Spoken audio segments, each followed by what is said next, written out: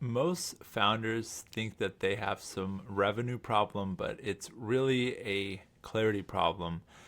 And I found that just peeling back some of the numbers and understanding where you are with four areas of your business a lot of times can help. Just being clear on those and knowing this is a business that we can actually scale. And a lot of the really meaningful work for growth and acquisition and even retention in an e-commerce brand happens when you understand where you are in your business in relation to how much revenue you're driving. And looking at these percentages can really help you understand what is the profit going to look like at the end of the day. So go ahead and buckle up. This one's going to be a good one. I am going to dive into a video that I'm going to just be screen sharing and showing you some things to give you profit clarity in your business. If you like this type of stuff, let me know in the comments below. If you have questions, I'm always checking those. So happy to help out. And yeah, here's to an amazing 2026. And let's make sure that we have some profit clarity around our business so we're not just operating this thing. And I found like a lot of stress that comes from the business comes from a lack of clarity and a lack of a clear plan and direction.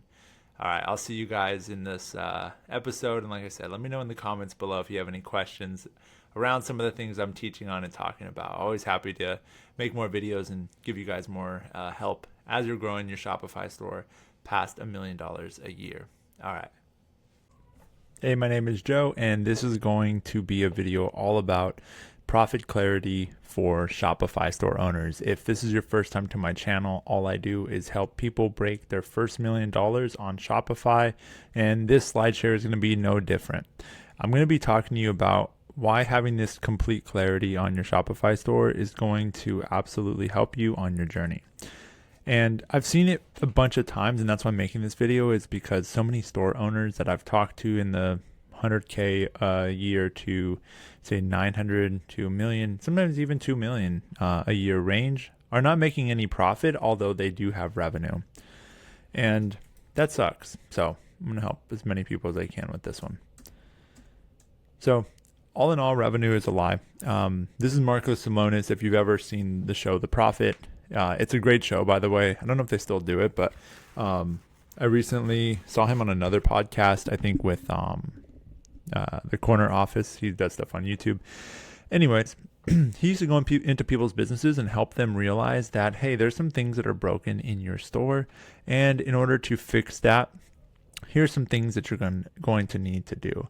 And by doing that, he was able to help them improve their profits. Now, founders, they can hit 50K, 100K, 200K a month, but they're still pretty broke and exhausted. And ultimately, that sucks because it's like you go through this feeling of thinking like, well, then what is this all for? Is the goal I have even possible? And what I want to kind of talk to you about here is the 4 main profit leaks that I ultimately see when I'm looking at Shopify stores. I'm going to go ahead and move myself up here for now.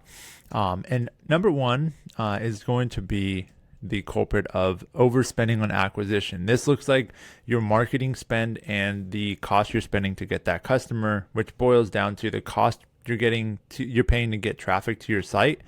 Usually it's through paid ads, so your cost per click, which typically you want to see around $1.50 or so, and your conversion rate. And your conversion rates, the target there is dependent on what your cost to acquire a customer can be, which is dictated on your gross margin of your first order, which basically just means the price you charge minus the cost of delivering that service. That's with the promo you give, the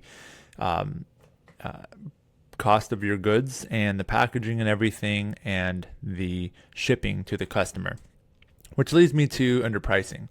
And typically this is going to be when we have too little gross margin on that first order to make your cost of acquisition realistic, which means if you're just running paid ads and you say, hey, I can spend, call it $30 to get a customer, because I'm charging $50 for my product, or say $60 for my product, then in order to be able to spend more than $30 to get that customer, and now if you charge $70 for the product and still have the same margins, well, you can actually afford to spend $40 to get the customer. And that may make much more sense if your cost per click is still the same, and your conversion rate can be less meaningful. So your conversion rate doesn't have to be as strong in order to make the same CAC. So people a lot of times think, well, I can't charge more.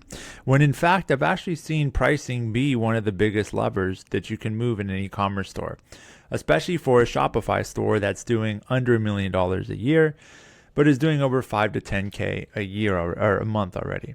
And that's all we talk about on this channel, right? Like, this is who this is for, is you stores starting out. And probably listening are a bunch of drop shippers, which I have seen drop shipping stores do very well. So I'm not here to knock any drop shipping store, but I think there's some other factors as well when you look at drop shipping. On profit leaks is, you're competing against other people with the same product, and you're competing with Amazon ultimately. But all that to say, pricing does play a very big factor, and a much bigger factor than I see a lot of stores giving it credit for. Now, then there's high churn. So churn is basically customers leaving before they're becoming profitable is how I like to call it. And this one's basically, instead of allowing people to purchase again or having some sort of subscription, you kind of pay to get a break-even customer that you never really profited from in the first place. And those people never come back, or do they send you other customers? Now, last piece here, slow inventory cycles is another profit leak. Cash being tied up in products that don't move. I see this a lot when brands start to have some level of success and then they expand into other colorways, or shoe brands that have multiple size runs and they don't really forecast out the sizing right. But I'm guessing that's probably not your store if you're watching this video.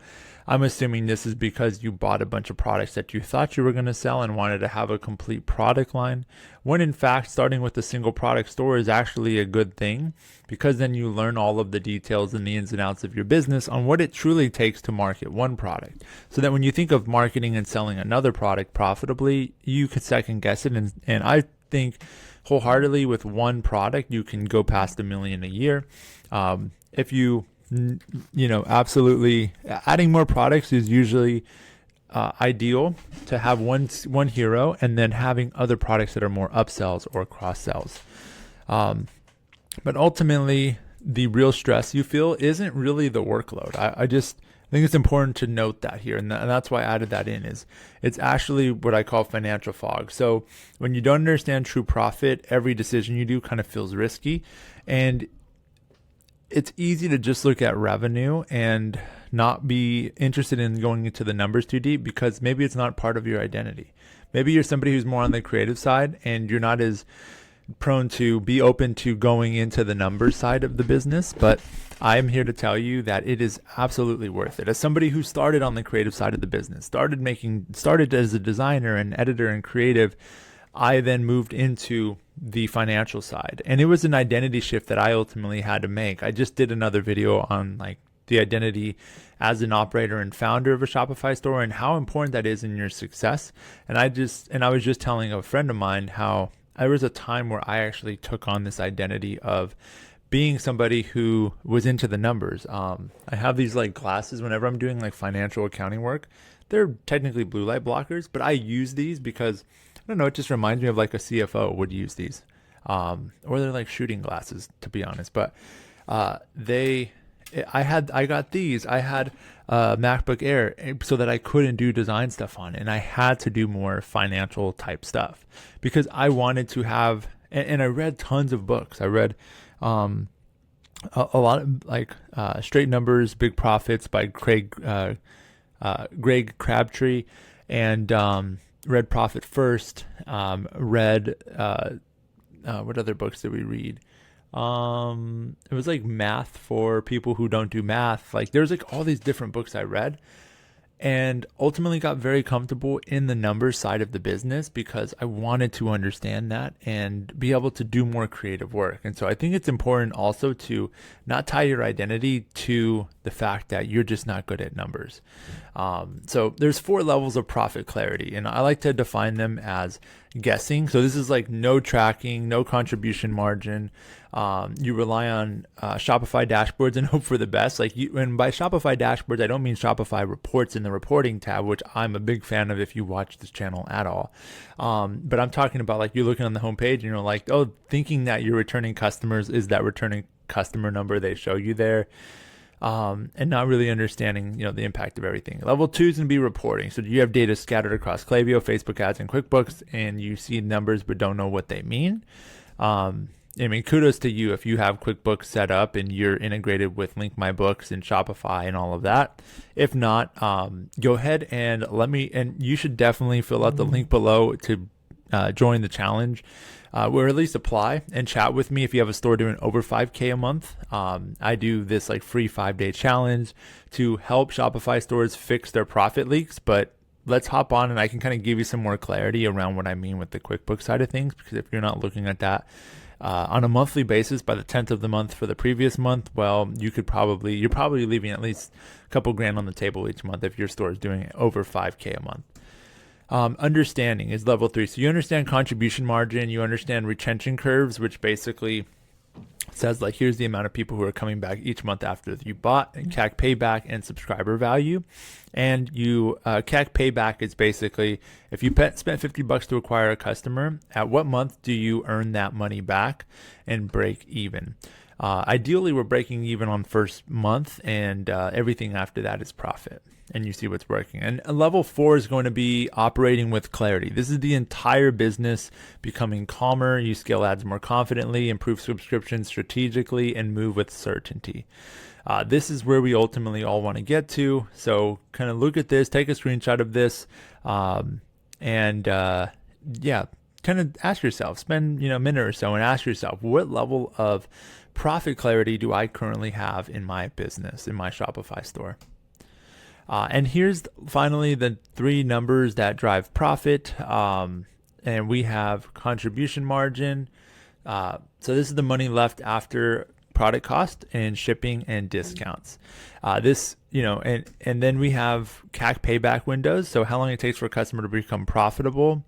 And ideally we want this on order 1.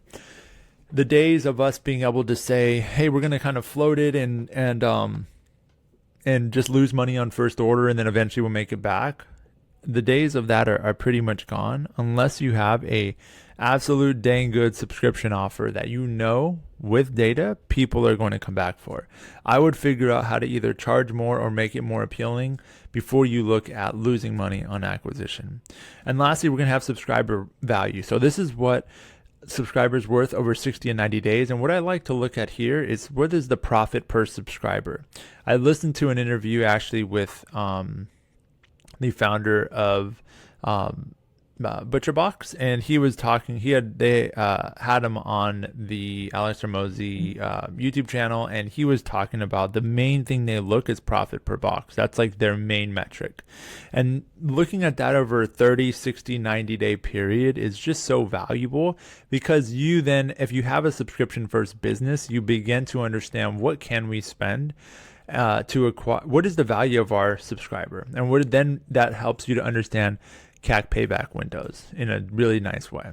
And so when you master these numbers, you simplify your decisions. You have better margins, you have smarter acquisition, and stronger retention. And so by mastering these 3 numbers, you grow profit automatically. So here's what the profit clarity system, in my opinion, really begins to look like. So you have your weekly margin review. So this is checking contribution margin by products and orders.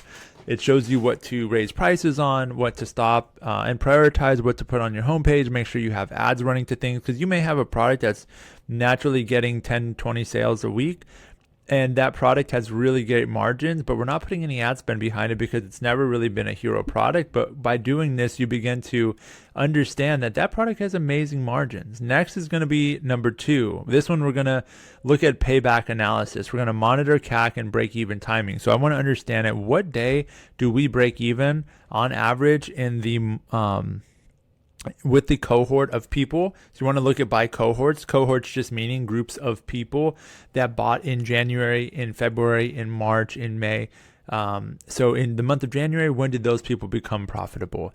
And typically you'll see this. I think they have a report in Shopify now that automatically does this, as long as you have your, actually, no, I think it would be in Triple Well.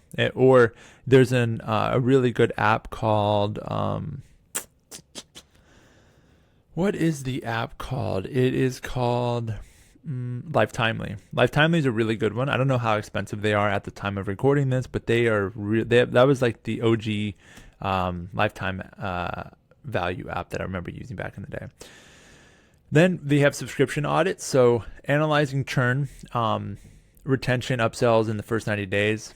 What I like to look at specifically here is understanding, do I have more people referring my product to new people? So did more people buy because they got a referral code from other people who are already existing members if you're in subscription, then churned out? And that's what's called net negative churn. So let's say 10% churn out and they cancel. You had 100 members and 10 of them cancel. Well, that's a 10% churn. And then let's say in the same month, 12 people got a free box from people, or say 20 people got a free box from people. Of your 100 people, those people shared their free box coupon. 20 people got the free box. 10 of those people, or 12 of those people, then actually activated into your subscription in the same month. Well, then that's a net negative churn, meaning you have 2 more people than the 10 that canceled. So the 12 kind of came on new from referral and 10 canceled. That's net negative churn. When you get to that place, that means your product is solid. That means that the messaging is clear. That means your offer is strong. And it's so strong that people want to tell their friends about it and get them to sign up. So typically what I'm looking at here is saying, can we have net negative churn? Next is going to be cash flow timing. You're going to track when money comes in versus and when inventory and ad spend go out. This prevents cash crunches. I'm eventually going to do a cash flow planning, like mock, what do you call it? Like training on this channel. Let me know if you want me to do that with you one-on-one. Happy to do that. That would be something that we could work with one-on-one in my 5-day predictable profits challenge, where me and you work one-on-one for 5 days straight for an hour each day. That's something that I've seen help myself a bunch, and I think could be helpful for you running a Shopify store. Last is this founder clarity window, where you're going to have 30 minutes, a block of 30 minutes for decisions based on numbers, not emotions, where confidence is built. So overall, when you have profit clarity, your stress is going to drop, your margins are going to rise, your subscribers are going to stay longer. And I've experienced this even in the subscription business I own. Your ads become more predictable because you understand your gross margin and you've engineered your economics to make sense, and your decisions ultimately become sharper. Profit clarity is truly freedom, and you'll finally stop doing like random tasks, because I know what that feels like as well, and start leading your business like the architect and the investor and the storyteller that you actually are. And when you know your numbers, you reclaim your power. So let's go ahead and if you found this helpful, go ahead and book a free 15-minute chat down below for us to, I call it like a profit lift call. And basically it's a way to see, are we a good fit to do a free one-on-one challenge for 1 week where we work together one-on-one and help uncover hidden profits within your Shopify store. It's really for stores doing over 5K per month already, because you have some sort of validation of your product, but you're like, I need to understand how to do this thing to really scale it profitably. I'm happy to help you do that. And like I said, for free, walking you through a couple preset things that I like to help brands with, so that you have complete clarity on what it would take to scale your store. Hopefully this was helpful to you as a Shopify store owner looking to break your first $1 million on Shopify. And hey, don't forget, work to live. Peace.